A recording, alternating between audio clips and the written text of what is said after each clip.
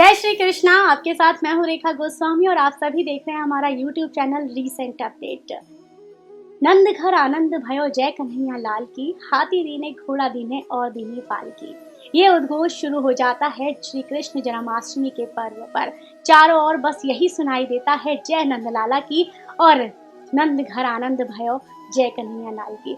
बिल्कुल, अगर जन्माष्टमी की बात की जाए, इस दिन श्री कृष्ण ने जन्म लेकर पूरे ब्रज को आनंदित कर दिया था। और जब भगवान विष्णु श्री कृष्ण के रूप में अवतरित हुए थे, तभी नंद बाबा के घर पर सभी गोपी ग्वालों ने ये उद्घोष किया था कि नंद घर आनंद भयो जय कन्हैया लाल की, और भगवान श्री कृष्ण को कन्हैया नाम दिया था। इसी के साथ आपको बताते हैं कि भगवान श्री कृष्ण के रूप में भगवान विष्णु ने क्यों जन्म लिया था, और साथ ही इस दौरान जो बाल लीलाएं की गई भगवान श्री कृष्ण द्वारा, उनके उद्देश्य क्या है, उनका महत्व क्या है। आज हम आपको ऐसी 5 कहानियों से रूबरू कराएंगे, भगवान श्री कृष्ण की उन 5 लीलाओं से रूबरू कराएंगे जो कि आपको एक अच्छे जीवन की ओर मार्ग प्रदर्शित करती हैं।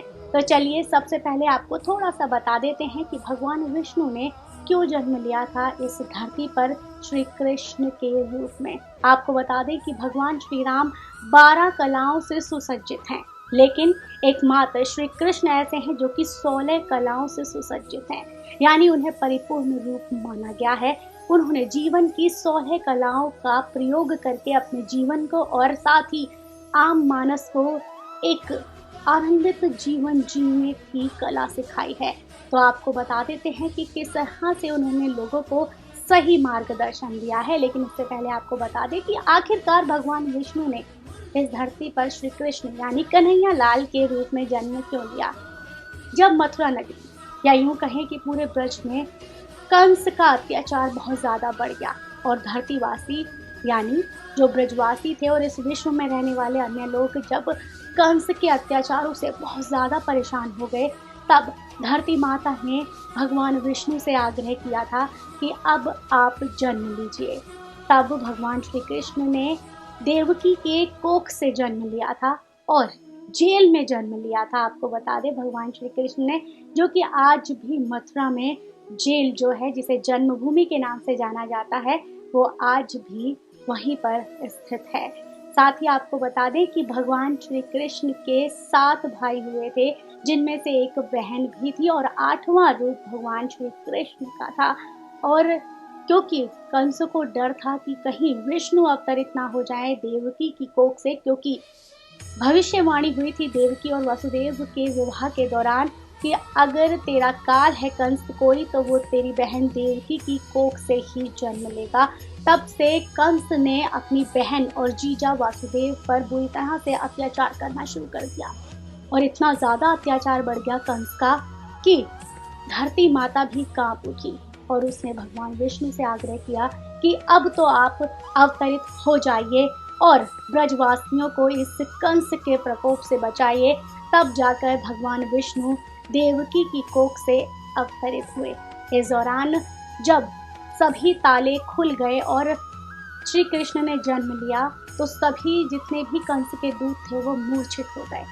और इस दौरान फिर वसुदेव जी एक टोकरी में श्री कृष्ण को अपने सर पर रखकर यमुना को पार करके वृंदावन पहुंचे। और जब वृंदावन में भी कृष्ण को कंस के दूतों ने मारने की कोशिश की, तब नंद बाबा श्री कृष्ण को लेकर नंदगांव पहुंचे और वहां पर 12 वर्ष तक भगवान श्री कृष्ण बाल रूप में रहे और तमाम तरह की लीलाएं की। यूं तो भगवान श्री कृष्ण ने कई लीलाएं की हैं जिनसे आप सभी रूबरू होंगे, लेकिन आपको एकाएक करके हम 5 लीलाओं के बारे में बताते हैं जो कि आपको जीवन का मार्गदर्शन देती हैं। तो आइए अब आपको रूबरू कराते हैं भगवान श्री कृष्ण की उस लीला से जिसे लेकर बहुत सारी भ्रांतियां हैं। भगवान श्री कृष्ण ने गोपियों के कपड़े चुराए थे और इसके पीछे कारण ये बताया गया था कि जल देवता ने भगवान श्री कृष्ण से आग्रह किया था कि गोपियां निर्वस्त्र होकर मेरे अंदर नहाती हैं, जिससे कि मुझे लाज आती है। और सबसे बड़ी बात यह है कि खुले में किसी भी स्त्री या पुरुष का नहाना अमानवीय होता है। ऐसे में भगवान श्री कृष्ण ने चीर चुराकर ये संदेश देने की कोशिश की थी कि किसी भी महिला या पुरुष को नदी तालाब पर नग्न अवस्था में नहीं नहाना चाहिए, बल्कि अपने वस्त्र धारण करके नहाना चाहिए। इस बात का संदेश देते हुए या इस संदेश को देते हुए इस लीला को चरितार्थ किया था भगवान श्री कृष्ण ने। अब आपको अवगत कराते हैं भगवान श्री कृष्ण की दूसरी लीला से। आपको बता देते हैं कि भगवान श्री कृष्ण ने गौचारण की शुरुआत की थी। गौचारण का मतलब गौओं को चारा खिलाना। गौ माता भगवान श्री कृष्ण को अति प्रिय है, इसलिए भगवान श्री कृष्ण हमेशा से ये चाहते थे कि कभी भी गौ माता का या किसी भी जानवर का अहित ना हो।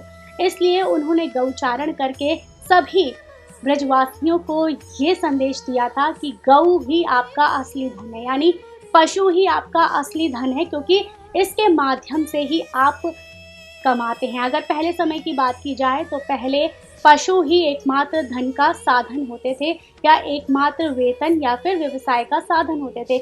ऐसे में भगवान श्री कृष्ण ने ये कहा था कि गौओं को अच्छे से चराना चाहिए, उनका ख्याल रखना चाहिए, ताकि आपका भरण पोषण भी अच्छे से होता रहे। और आपको बता दें कि आज भी ब्रज में हर साल गौचारण बहुत ही धूमधाम से मनाया जाता है। छोटे छोटे बच्चों को बाल गोपाल और साथ ही कृष्ण बलराम की प्रतिमाएं बनाई जाती हैं और भगवान श्री कृष्ण की लीलाएं की जाती हैं, और इस दौरान पालकियां भी निकाली जाती हैं पूरे ब्रज में, क्योंकि भगवान श्री कृष्ण पहली बार गौचारण के लिए गौचारण वाले दिन ही गए थे। अब आपको अवगत कराते हैं भगवान श्री कृष्ण की तीसरी लीला से। आपको बता दें कि भगवान श्री कृष्ण ने महारास किया था।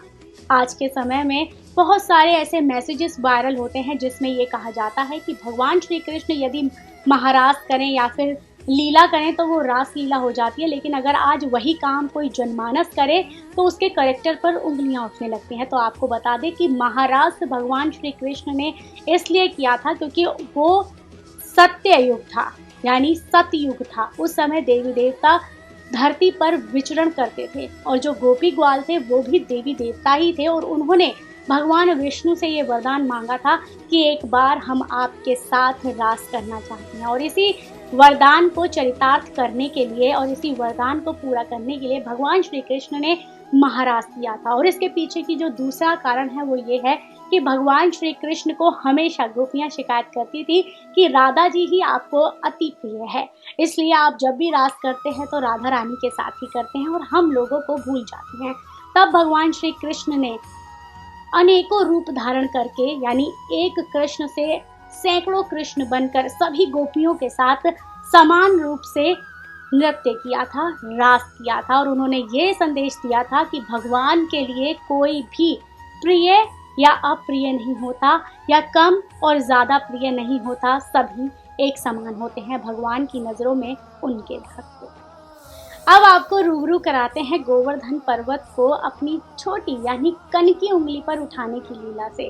भगवान श्री कृष्ण ने गोवर्धन जैसे विशाल पर्वत को अपनी कनकी उंगली पर उठाया था, और इसके पीछे का कारण ये था कि श्री इंद्र जो भगवान हैं और देवता भी हैं, वो ब्रजवासियों पर काफी नाराज हो गए थे, क्योंकि श्री कृष्ण के कहने पर सभी ब्रजवासियों ने गोवर्धन की पूजा करनी शुरू कर दी थी, जो कि एक पर्वत था। श्री कृष्ण का कहना था कि हमारी जो गैया हैं वो इसी पर्वत पर जाकर चरती हैं, हमें इसी पर्वत से वनस्पति मिलती है, हमारी खेती बाड़ी भी इसी पर्वत से होती है, तो क्यों ना हम इसी की पूजा करें, तो क्यों हम इंद्र देवता की पूजा करते हैं। इस बात से क्रोधित होकर इंद्र देवता लगातार 7 दिन तक बारिश करते रहे, और जिस वजह से पूरा ब्रज धीरे धीरे जल मग्न होता चला गया और धीरे धीरे डूबने लगा। तब भगवान श्री कृष्ण ने अपनी कनकी उंगली पर गिरवर यानी जो गिरिराज पर्वत है उसको उठा लिया था और सारे ब्रजवासियों की रक्षा की थी। इस दौरान भगवान श्री कृष्ण ने जब कनकी उंगली पर पर्वत को उठाया, इस विशाल पर्वत को उठाया, तो सभी हैरान रह गए कि हमारे बीच में जो है ये कोई मामूली आदमी नहीं है या हमारा सखा नहीं है, बल्कि कोई देवी देवता है। और वो लोग भगवान श्री कृष्ण से पूछने लगे कि तुमने इतनी छोटी सी उम्र में कनकी उंगली पर इतना विशाल पर्वत कैसे उठा लिया।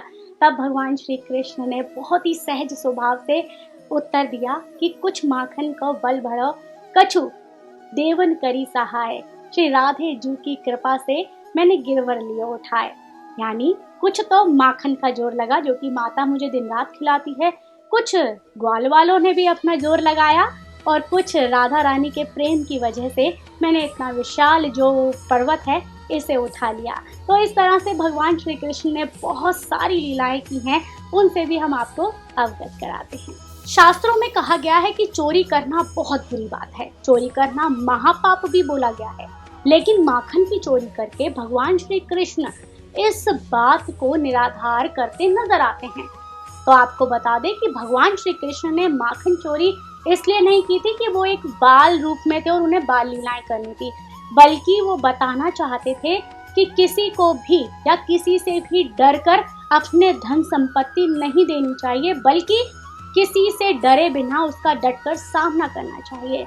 लेकिन उन्होंने जब गांव वासियों को, ब्रजवासियों को समझाया कि आप कंस के यहाँ पर क्यों अपना दूध, मठा, घी भेज देते हैं, ये सही नहीं है, इसकी वजह से हम लोग यानी बाल बच्चे तो भूखे रह जाते हैं, लेकिन श्री कृष्ण भी भूखे रह जाते हैं, लेकिन कंस का पेट भरता जाता है, उसके खजाने भरते जाते हैं।